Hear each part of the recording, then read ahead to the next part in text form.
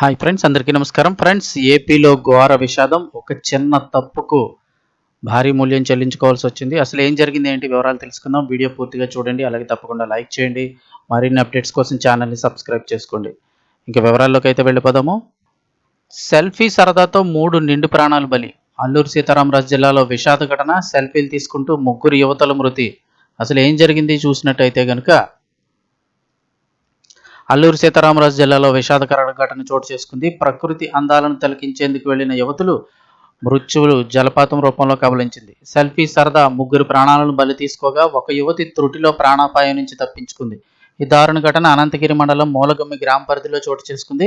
వివరాల్లోకి వెళ్తే బూర్జా పంచాయతీ పరిధిలోని జంబువలస గ్రామానికి చెందిన 4 యువతులు సరదాగా గడిపేందుకు మూలగుమ్మి సమీపంలోని అటవీ ప్రాంతంలో ఉన్న జలపాతానికి వెళ్లారు.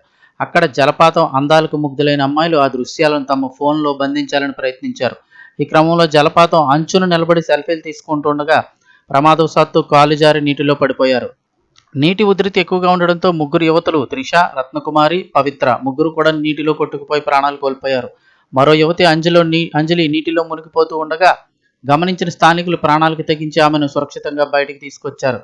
ఈ మూలగుమ్మి జలపాతం అనంతగిరి, హుకుంపేట మండలాల సరిహద్దుల్లోని దట్టమైన అటవీ ప్రాంతంలో ఉంటుంది.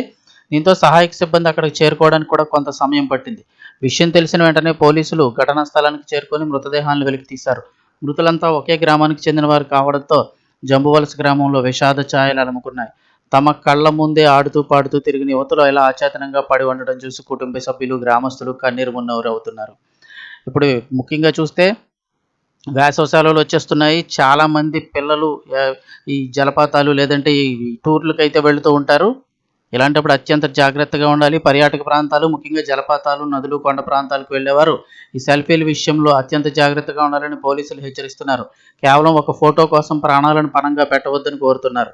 ఉధృతి ఎక్కువగా ఉన్న సమయాల్లో నీటి ప్రవాహాల వద్దకు వెళ్లడం అత్యంత ప్రమాదకరమని సూచిస్తున్నారు.